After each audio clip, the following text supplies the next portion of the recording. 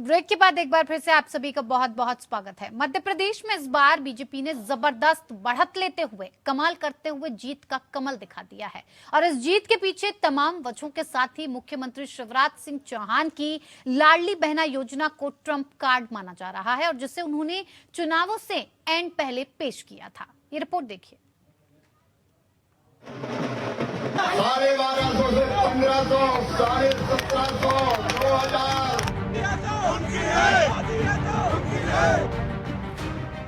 मध्य प्रदेश में बीजेपी ने सत्ता में वापसी की है। बीजेपी को राज्य में बम्पर जीत मिली है।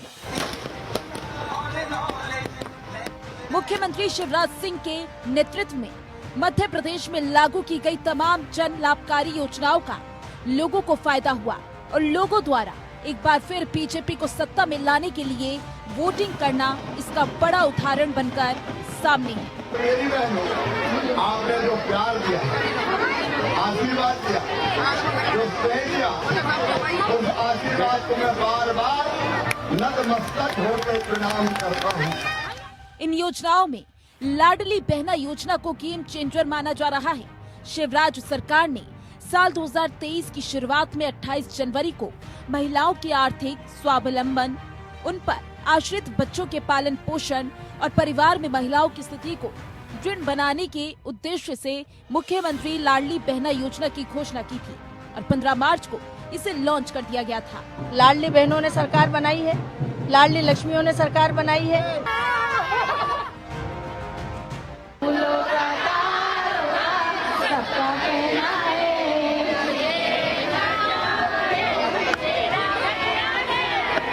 शिवराज सिंह चौहान ने चुनावों के शानदार परिणामों के पीछे लाडली बहना योजना का बड़ा रोल बताया है। उन्होंने कहा कि हमारी जीत में लाडली बहना योजना का जबरदस्त योगदान रहा है और ये राज्य में महिला सशक्तिकरण की दिशा में अगली कड़ी थी। शिवराज ने कहा कि लाडली बहना के बाद अब लखपति होगी बहना। जब लाडली बहना लखपति बहना बनेगी, लखपति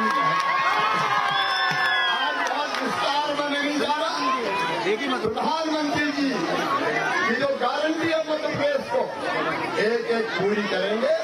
और भाई तो तुम्हारे लिए जिएगा मेरी बहनों, तुम्हारी जिंदगी बदलना मेरी जिंदगी का लक्ष्य है। मध्य प्रदेश में बीजेपी की शानदार जीत को लेकर देश के civil aviation minister Jyotiraditya Scindia ने शिवराज सिंह चौहान को बधाई दी और उनकी लाडली बहना योजना को गेम चेंजर बताया है। सिंधिया ने कहा कि मध्य प्रदेश की लाडली बहना योजना ने एक गेम चेंजर का काम किया है और इसका श्रेय शिवराज सिंह चौहान को जाता है। बहुत बड़ा असर लाडली बहना, मैं कहूंगा कि पूर्ण रूप से गेम चेंजर है और इसका पूर्ण श्रेय अगर एक व्यक्ति को जाता है तो वो केवल शिवराज सिंह चौहान जी को जाता है। इस योजना के तहत लाभार्थी महिलाओं को शुरुआत में हर महीने 1000 रुपए दिए जाने का ऐलान किया गया था, जिसे मुख्यमंत्री शिवराज सिंह चौहान ने 6 महीने बाद ही बढ़ाकर 1250 रुपए प्रति महीना कर दिया था। राज्य के 1 करोड़ से ज्यादा महिलाओं को इस योजना का लाभ फिलहाल मिल रहा है। इस हिसाब से देखें तो सालाना महिलाओं को 15,000 रुपए की आर्थिक सहायता दी जाती है। मुख्यमंत्री शिवराज सिंह ने बीते दिनों एक ट्वीट कर कहा था कि ये राशि आने वाले समय में 3,000 रुपए तक ले जाने का प्लान है। योजनाओं के तहत हर महीने की 10 तारीख तक लाभार्थियों के अकाउंट में डायरेक्ट बेनिफिट ट्रांसफर के जरिए पैसे भेजे जाते हैं। लाडली बहना योजना के लिए पात्रता की बात करें तो इसका लाभ उठाने के लिए मध्य प्रदेश की निवासी महिला की आयु 21 से 60 वर्ष होनी चाहिए। इस स्कीम का लाभ उन्हीं महिलाओं को मिल रहा है जो आर्थिक रूप से कमजोर हैं। ऐसी महिलाएं जिनके पास 5 एकड़ या उससे कम जमीन है, वो इसकी पात्र हैं। विवाहिता, विधवा, तलाकशुदा और परित्यक्ता महिलाएं इसका लाभ ले सकती हैं। लेकिन इन महिलाओं की सालाना आय 2.5 लाख रुपए या उससे कम होनी चाहिए। लाडली बहना योजना के लिए सभी जाति वर्ग की गरीब महिलाएं आवेदन कर सकती हैं।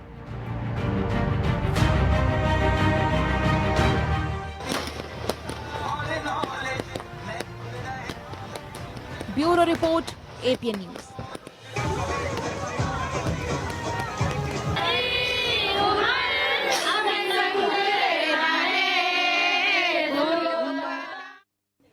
तो कहीं ना कहीं शिवराज सिंह चौहान की जो योजनाएं थी उन्होंने कहीं ना कहीं जरूर रंग दिखाया है और लाडली बहन योजना एक तरह से देखा जाए तो मध्य प्रदेश में गेम चेंजर की तरह साबित हुई है। खास मेहमान हमारे साथ लगातार जुड़े हुए हैं। अनामिका जी, क्या लगता है आपको मध्य प्रदेश में जिस तरह से लाडली बहना योजना लाई गई और अब जब रुझान साफ हो गए हैं, परिणाम साफ होते नजर आ रहे हैं मध्य प्रदेश में, तो ऐसे में कहा जा सकता है कि लाडली बहन योजना जो चलाई गई उससे कहीं ना कहीं मध्य प्रदेश की अगर बात की जाए तो शिवराज सिंह चौहान की जो योजनाएं थी उसमें भारतीय जनता पार्टी को लेकर जो महिलाएं थी उनमें कहीं ना कहीं एक इस चीज को देखा गया कि आश्वस्त नजर आए कि जनता के हित के लिए और लाडली बहनों के लिए कहीं ना कहीं शिवराज सिंह चौहान ज्यादा से ज्यादा काम करते नजर आ रहे हैं। वक्ता जी, भारतीय जनता पार्टी महिलाओं को लेकर बहुत संवेदनशीलता और उत्तरदायित्व के भाव से भरी रहती है। आपने आदरणीय नरेंद्र मोदी जी को देखा होगा, उज्ज्वला की बात हो या आयुष्मान की बात हो या शौचालय की बात हो, तो किस माइक्रो लेवल पर जाकर कितनी संवेदनशीलता और चेतन्यता के साथ भारतीय जनता पार्टी महिलाओं के विषय में सोचती है, आप समझ सकते हैं।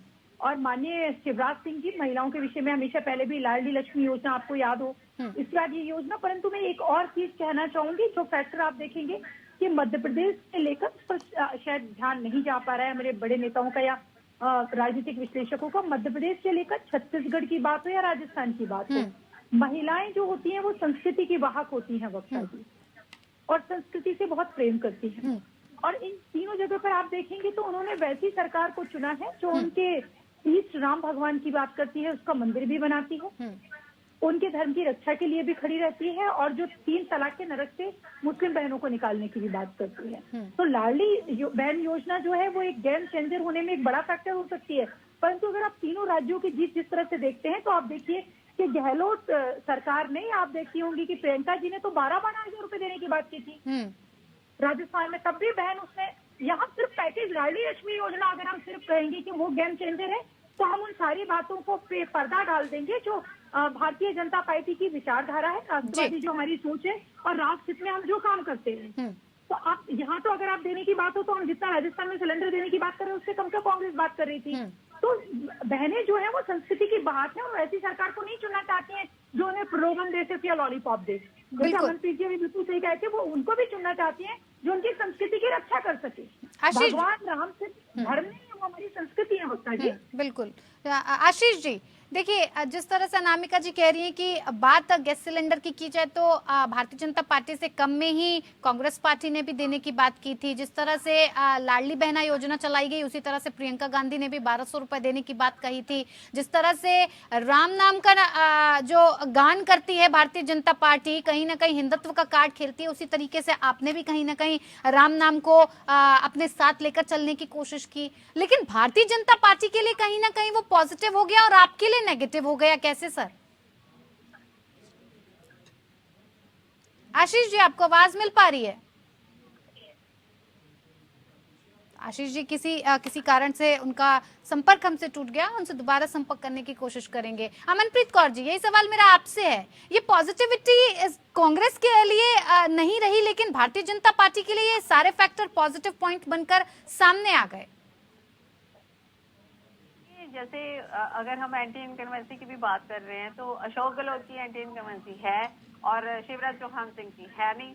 तो ये तो एक नजरिया है, एक नजर है कि लोग किस हिसाब से देखते हैं, लोगों को दिलों तक पहुंचने में कौन सफल हुआ है। अगर वादे किए हैं तो वो तो कांग्रेस ने भी किए हैं, भाजपा ने भी किए हैं, और अगर फैसिलिटीज दी हैं तो भूपेश बघेल जो सरकार है वो दे भी रही थी। कर्जा माफी पे बात कर रही थी, उन्होंने तेंदुपत्ता पे बात करा, उन्होंने एमएसपी दी धान पे, उन्होंने जो वन उपज है उनके ऊपर भी उन्होंने एमएसपी की बात करी, और वही चीजें वही सहूलतें यहाँ पे शिवराज सिंह चौहान दे रहे थे एमपी में।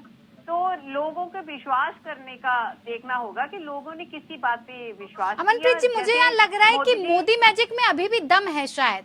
जिस मोदी मैजिक की बात कर रहे थे कि खत्म हो गया है, कहीं पर भी किसी भी राज्य में किसी भी मुख्यमंत्री के चेहरे को घोषित नहीं किया गया। बड़े से बड़े नेता, केंद्रीय मंत्री, सांसद उतारे गए लेकिन चेहरा घोषित नहीं किया गया। सिर्फ और सिर्फ मोदी की गारंटी की बात करके मोदी सरकार के नेतृत्व में पूरा चुनाव लड़ा गया है। क्या ये मोदी मैजिक ही है कि मोदी के चेहरे को याद कर कर बस कमल के फूल पर जनता ने भर भर के झोली में वोट डाले हैं?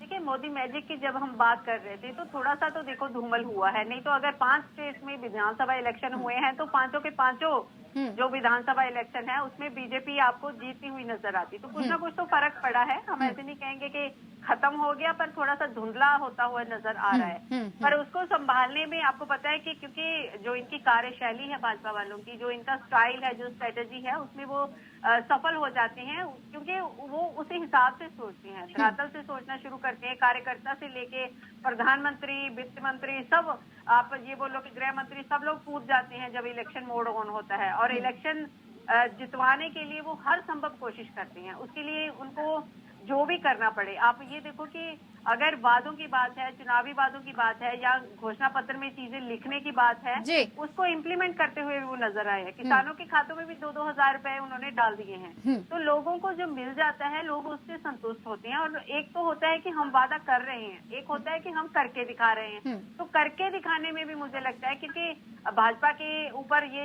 ऐसे आरोप लग रहे थे कि 15 लाख जेब में डालने की बात करी थी, इन्होंने काला धन वापस लाने की बात करी थी, इन्होंने पीएम आवास योजना के अधीन हर लोगों को, सब लोगों को एक पक्की छत देने की बात करी थी, 2023 तक इन्होंने किसानों की डबल आय करने की बात करी थी।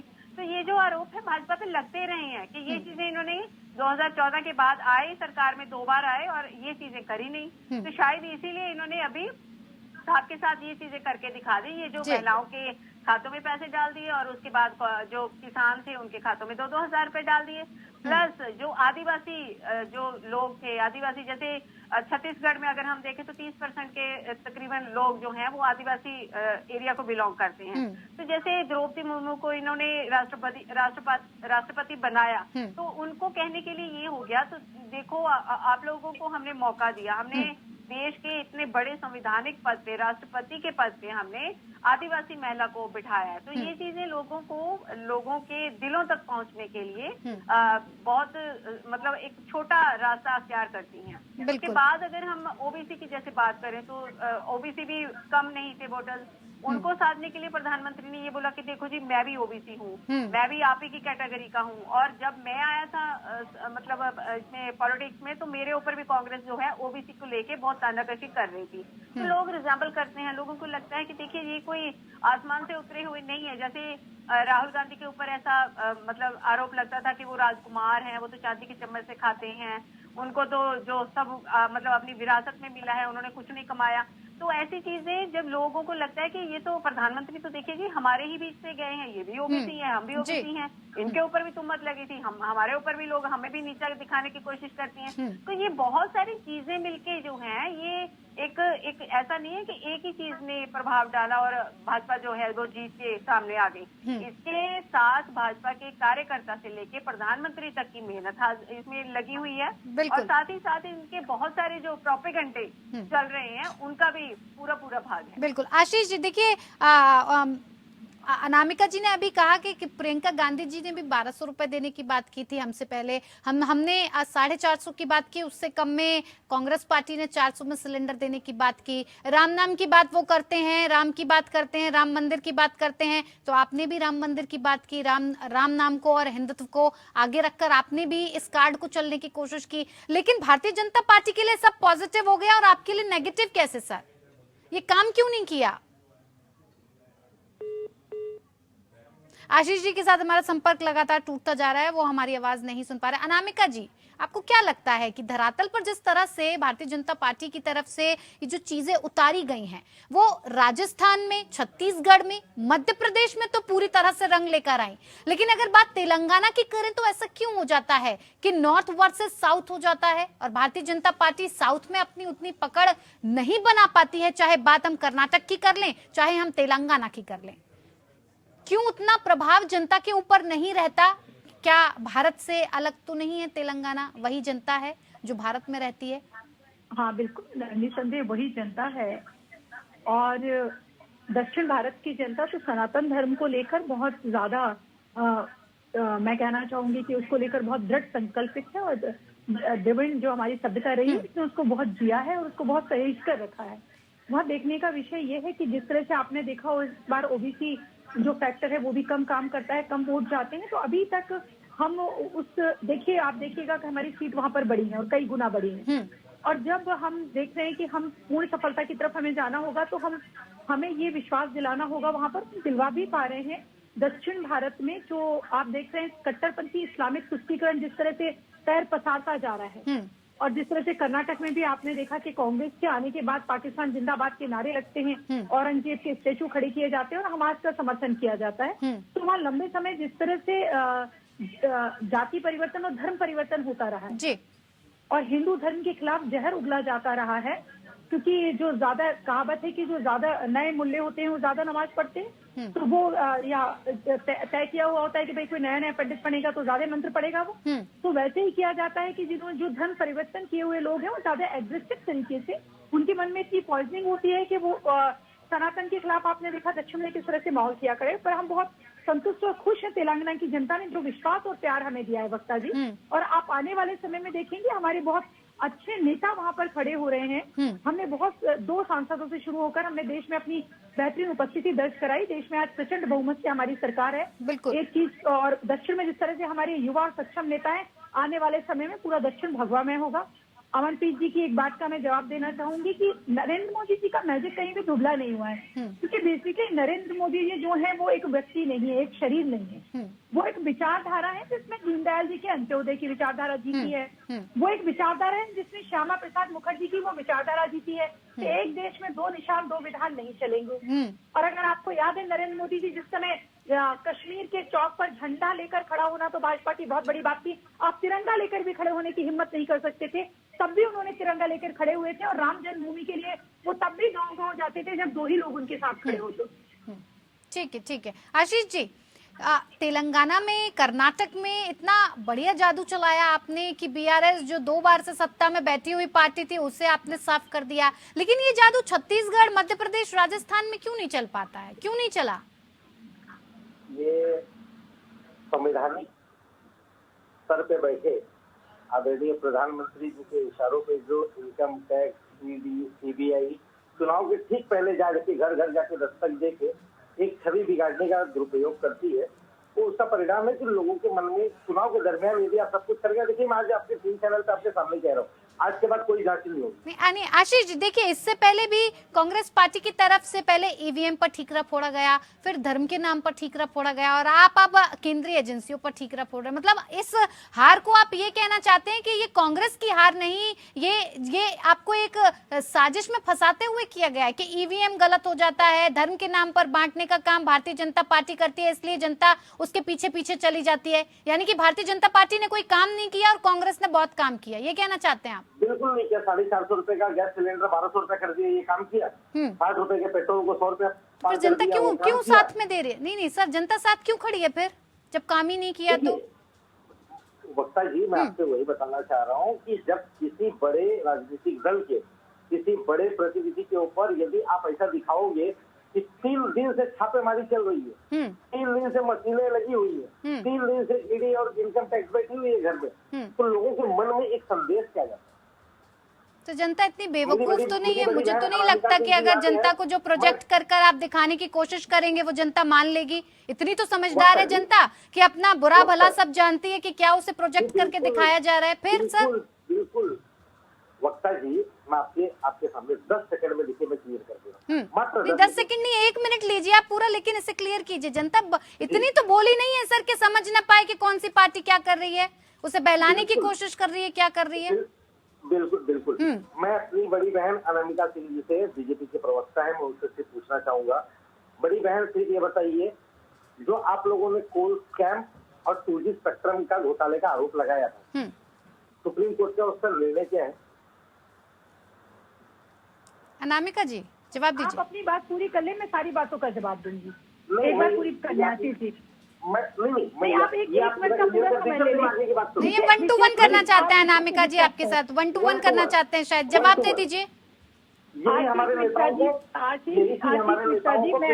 मैं बता देती हूँ, मैं बता देती हूँ आशीष जी, कम से कम जिन्होंने देश में इमरजेंसी लगाई वो तो बात ना करें कि हमने जो एजेंसीज है उनके साथ क्या किया।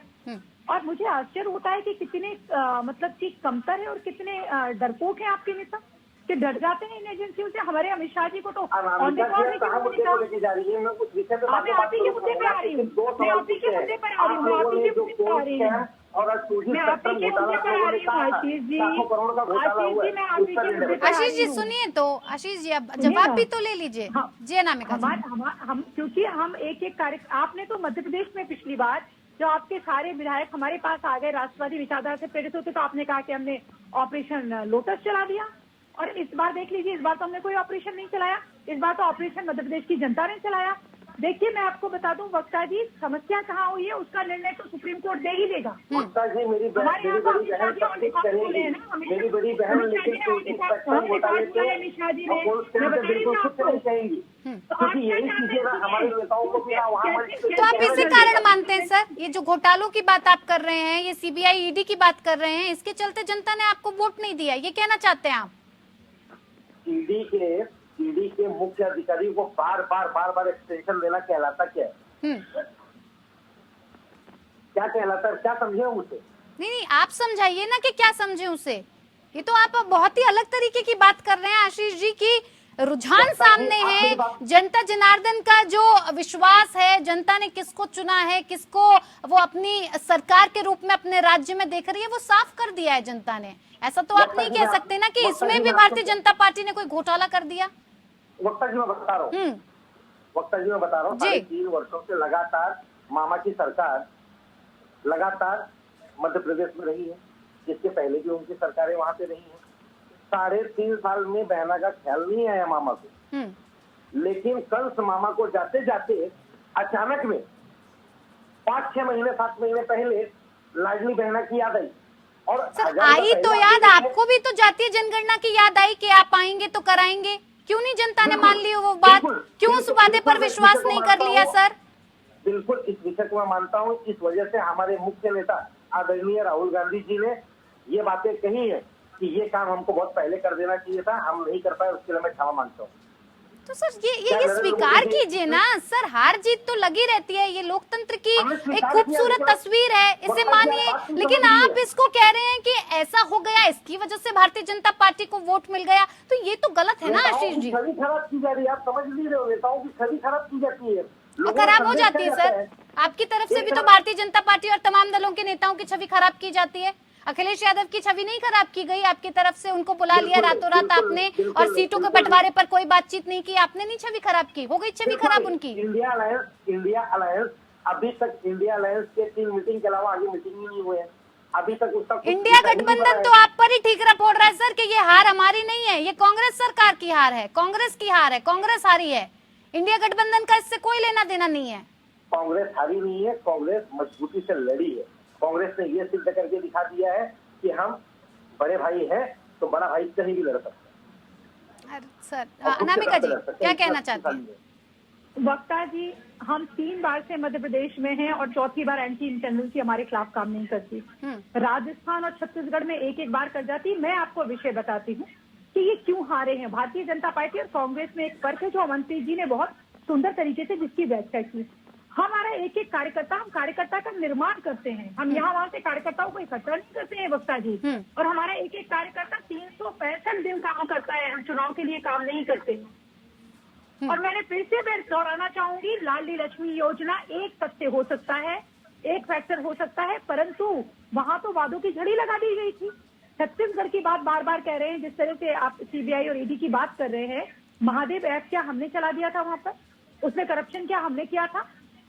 आप चारा घोटाला वालों के साथ बैठते बैठते गोबर भी खा गए आशीष जी छत्तीसगढ़ में आपके नेता। आप बोल लिया, मुझे बोलने दे, आप मुझे बोलने दें। आप तो आप इस बात को स्वीकार कर लीजिए। कोयला घोटाला से कोयला घोटाला आशीष जी शांत रह के मेरी बात सुन लें। जब आप बोल रहे थे मैं शांत थी, इतने उद्वेलित ना हो, उसको सुने। 2024 में शायद 2-4 सीट आपकी बढ़ जाए, आपको काम आए, मेरी बात सुने। और आप जिस तरह की भाषा का इस्तेमाल कर रहे थे, कंस मामा कितना एक तरह से खराब शब्द है, उसको बोलने से पहले आपको बहुत सोचना चाहिए। बिल्कुल सही इस बोला तरह हम के लोगों शब्दों ने। का इस्तेमाल नहीं, अन्याय आपने सही किया बोला है है। महिलाओं तो के आप ऊपर। अमनप्रीत जी, दोबारा कोई इतना क्या लगता है आपको अन्याय किया आशीष जी है। जिस तरह से प्रोजेक्ट करने की कोशिश कर रहे हैं कि सीबीआई ईडी की वजह से, छवि खराब करने की वजह से, कांग्रेस पार्टी के नेताओं को कहीं ना कहीं प्रेशराइज करने की वजह से ऐसा हुआ है कि जनता समझ नहीं पाई और जनता ने भारतीय जनता पार्टी को वोट कर दिया। आपको लगता है कि जनता इतनी ज्यादा भोली है, इतनी नासमझ है, इतनी बेवकूफ है कि ऐसे झांसों में आ जाएगी? अगर महादेव ऐप गया है छत्तीसगढ़ में, तो जो नरेंद्र सिंह तोमर के बेटे की वीडियो आई है, और वो जो जगमनदीप सिंह कनाडा में बैठे थे, उन्होंने बोला है कि ये घपला हुआ है इतने करोड़ों का, तो वीडियो तो उनकी तरफ से भी एक रिलीज करी गई, वीडियो उनकी तरफ से भी रिलीज गई। लोगों के ऊपर वो कैसे प्रोजेक्ट करी गई, लोगों के मनों में उसका क्या इफेक्ट पड़ा, ये तो अब हम समझेंगे कि भाजपा उसको सही प्रोजेक्ट करने में सफल हुई है, और कांग्रेस जो है उसको वो बता नहीं पाई लोगों को कि क्या चीज है। मौका तो दोनों को दिया था, मौका तो दोनों को मिला था। इस बात में कोई झूठ नहीं है कि देखिए, उधर भूपेश बघेल के ऊपर भी ईडी का छापा लगा जिस दिन वहां पे इलेक्शन थे, और इधर गोविंद डोटासरा के ऊपर भी, और जो अशोक जी हैं उनके बेटे के ऊपर भी लगा इल्जाम, और ईडी वहां भी पहुंची है। तो ईडी की छापेमारी राजस्थान में भी हुई है, ईडी की छापेमारी भूपेश बघेल के ऊपर भी हुई है, और इधर अगर हम बात करें कि नरेंद्र सिंह तोमर के बेटे की, तो उसका भी उजागर तो कुछ ना कुछ हुआ ही है। तो लोगों को समझाने में भाजपा सफल होगी कि ये सही वीडियो है जो कांग्रेस की है, और कांग्रेस जो है वो अच्छे से बुना नहीं पाई कि भाई ये वीडियो जो है वो सही है। तो कमियां तो देखिए रही हैं, मौका दोनों को मिला है, एक ने उसको अच्छे से बुना दिया, एक ने नहीं बुनाया, तो कमियां रही हैं कुछ ना कुछ। निरसंदेह मुझे लगता है कि अगर इस पे काम करना शुरू करेंगे, देखिए जैसे पहले कांग्रेस में बहुत कमी थी जी, उन्होंने काम किया, उन्होंने भारत जोड़ो यात्रा निकाली, उसका प्लस बिल्कुल उसका असर भी देखने को मिला कर्नाटक में, हिमाचल में। हिमाचल जीत गए, कर्नाटक जीत गए, उसके बाद अभी भी उनकी, मैं तो ये कहूंगी कि अगर 4 में से 1 भी वो जीते हैं, तो जो उनके हालात थे ये एक कमबैक की तरह मतलब समझ सकते हैं हम लोग। तो ये मुझे लगता नहीं कि एक सीट भी, एक स्टेट में भी जीतना उनके लिए कोई बुरी बात है, अच्छी बात है। बिल्कुल। तो उनको ऐसे ही अपने आप के ऊपर काम करना पड़ेगा, अपने रूट्स को समझना पड़ेगा, और धरातल लेवल से अगर काम करना पड़ेगा। और जैसे भाजपा 24/7 जो है वो एक्टिव रहती है, इलेक्शन मोड में रहती है, और जहाँ पे भी इलेक्शन होते हैं सारे भाजपा के जो कार्यकर्ता हैं, सारे जो प्रधानमंत्री हैं, सीएम हैं, स्टार प्रचारक हैं, गृह मंत्री हैं, सब वहाँ पे अपनी पूरी शक्ति लगा देते हैं। तो मुझे लगता है कि कांग्रेस को उनसे कुछ सीखना चाहिए, और ऐसे ही तत्पर रहना चाहिए इलेक्शन लड़ने के लिए, तभी वो जीत पाएंगे। बिल्कुल, भारतीय जनता पार्टी तो 24 घंटे एक्टिव मोड में और चुनावी मोड में रहती है, और कांग्रेस पार्टी को, संगठन को ये समझने की जरूरत है कि इस तरह से सिर्फ और सिर्फ हवाबाजी करने से या फिर आरोप प्रत्यारोप की राजनीति करने से कुछ भी हासिल नहीं होने वाला है। जो रुझान आए हैं उसे स्वीकार करके आगे बढ़कर अपनी रणनीति पर किस तरह से ध्यान दिया जाए, इसको सोचने की बहुत जरूरत है। फिलहाल तेलंगाना के लिए आशीष जी आपको बधाई, और अनामिका जी छत्तीसगढ़, मध्य प्रदेश और राजस्थान के लिए आपको बहुत बहुत बधाई। तमाम मेहमान हमारे साथ जुड़े इस चर्चा में, सभी का बहुत बहुत धन्यवाद। इस खास चर्चा में हमारे साथ शामिल होने के लिए आपका बहुत बहुत धन्यवाद। एक वक्त हो गया ब्रेक का, जल्द हाजिर होते हैं।